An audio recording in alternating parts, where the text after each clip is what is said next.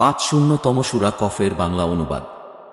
পরম করুণাময় অসীম দয়ালু আল্লাহর নামে শুরু করছি। ১ কাফ, মর্যাদাপূর্ণ কুরআনের কসম। ২ বরং তারা বিস্মিত হয়েছে যে তাদের মধ্য থেকে একজন সতর্ককারী তাদের কাছে এসেছে। অতঃপর কাফিররা বলল, এত এক বিস্ময়কর বস্তু। ৩ আমরা যখন মারা যাব এবং মাটিতে পরিণত হব তখনও কি আমরা পুনরুত্থিত হব? এ ফিরে যাওয়া সুদূর পরাহত। ৪ অবশ্যই আমি জানি মাটি তাদের থেকে যতটুকু ক্ষয় করে, আর আমার কাছে আছে অধিক সংরক্ষণকারী কিতাব। ৫ বরং তারা সত্যকে অস্বীকার করেছে যখনই তাদের কাছে সত্য এসেছে, অতএব তারা সংশয়যুক্ত বিষয়ের মধ্যে রয়েছে।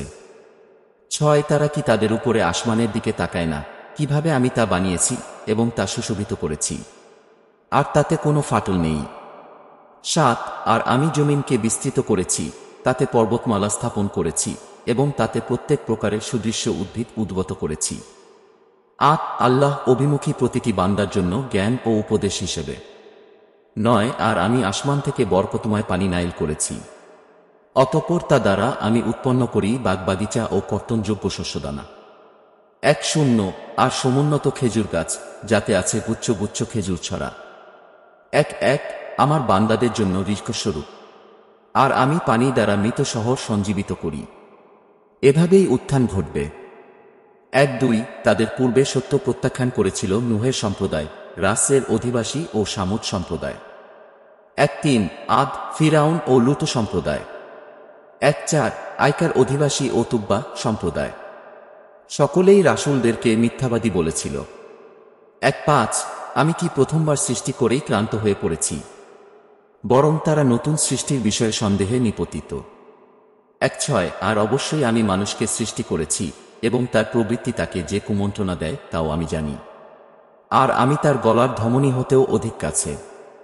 ইবনে কাসির বলেন, এখানে বলে আল্লাহর ফেরেশতাদেরকে বোঝানো হয়েছে। ১ যখন ডানে ও বামে বসা দুজন লিপিবদ্ধকারী পরস্পর গ্রহণ করবে।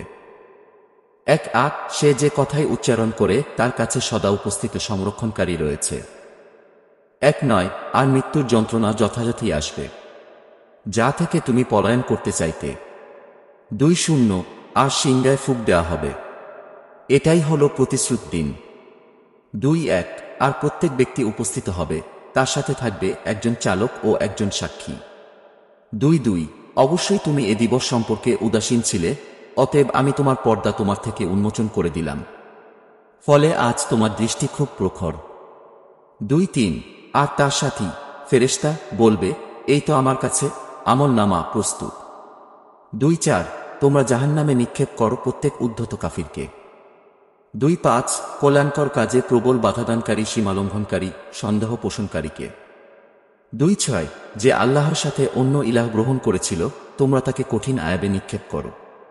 ২ তার সঙ্গী শয়তান বলবে, হে আমাদের রব, আমি তাকে বিদ্রোহী করে তুলিনি, বরং সে নিজেই ছিল সুদূর পথভ্রষ্টতার মধ্যে।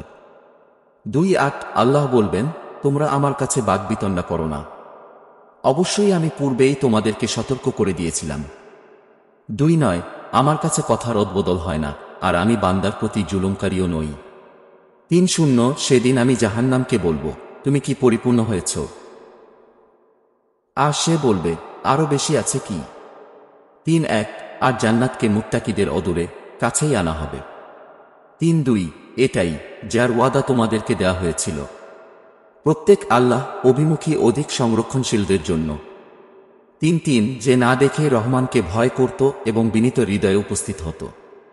৩ তোমরা তাতে শান্তির সাথে প্রবেশ করো, এটাই স্থায়িত্বের দিন। ৩ তারা যা চাইবে সেখানে তাদের জন্য তাই থাকবে, এবং আমার কাছে রয়েছে আরও অধিক। ৩ আমি তাদের পূর্বে বহু প্রজন্মকে ধ্বংস করে দিয়েছি, যারা পাকড়াও করার ক্ষেত্রে এদের তুলনায় ছিল প্রবলতর, তারা দেশ বিদেশ চষে বেড়াত। তাদের কি কোনো পলায়নস্থল ছিল?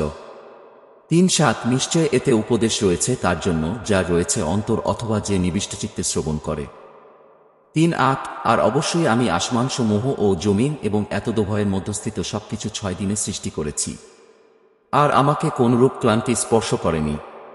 ৩ অতএব এরা যা বলে তাতে তুমি ধৈর্য ধারণ কর, এবং সূর্য উদয়ের পূর্বে ও অস্তমিত হওয়ার পূর্বে তুমি তোমার রবের প্রশংসা সহ তাসবিহ পাঠ করো।